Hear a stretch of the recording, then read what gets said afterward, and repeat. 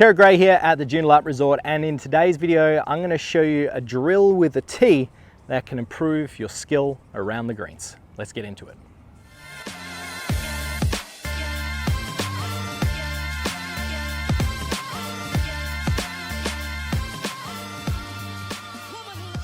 Now, in many videos and on the lesson tee, you'll commonly hear golf professionals talk about where their club is striking the ground, meaning that if the ball's on the ground here, the club would strike the ground here, here, or here. But somewhat you don't really hear about what's called the height of the golf swing. So the height of the golf swing would refer to, if we imagine that there's a ball sitting on top of this tee, is the golf club, regardless of where it would have the bottom of the swing, is the golf club coming too high or too low relative to the golf ball?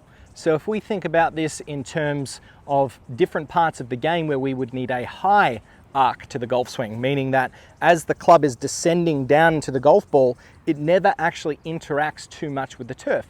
Now that may be something similar with a putt or a fairway bunker shot, in which you don't want that club descending too steeply into the ground. The opposite would be a greenside bunker shot. When you're around the green, you want the opposite. You want that club digging down into the ground. So when you do that, you set up in such a way to promote it. You have a flex stance, you have a low body, and you're really trying to force and take a lot of sand as a result.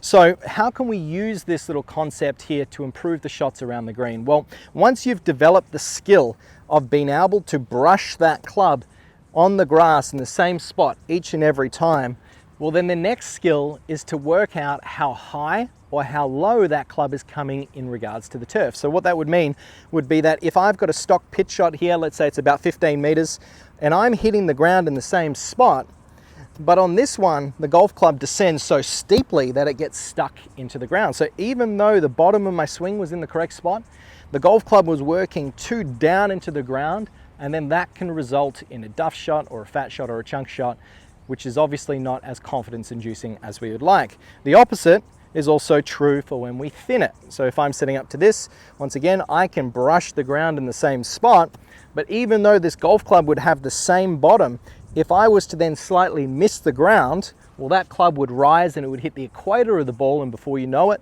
it would be scooting across the green.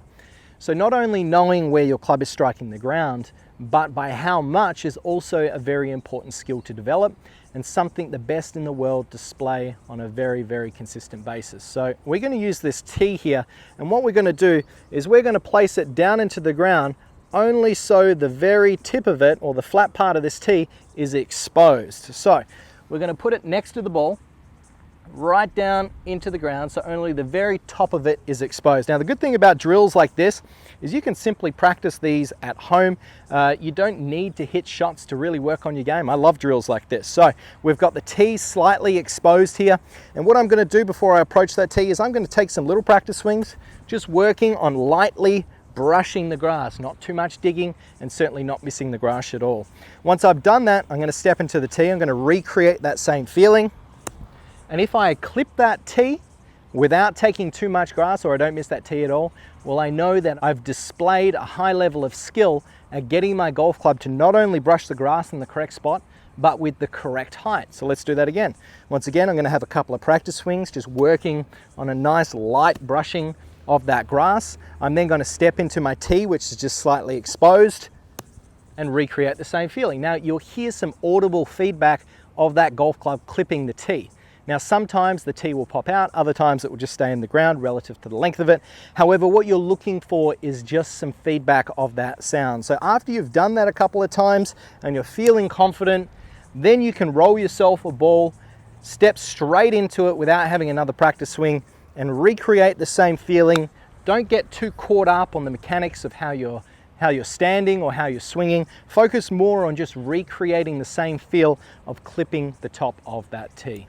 So I hope you've enjoyed today's video. Today was all about developing what's called the arc height of your pitching. If you can learn to ingrain this skill, it's really going to upgrade the quality of those shots around the greens and help you shoot lower scores. Please like and subscribe, comment below. If you've tried this drill out, let me know how you go. And until next time, I'm Kerrod Gray.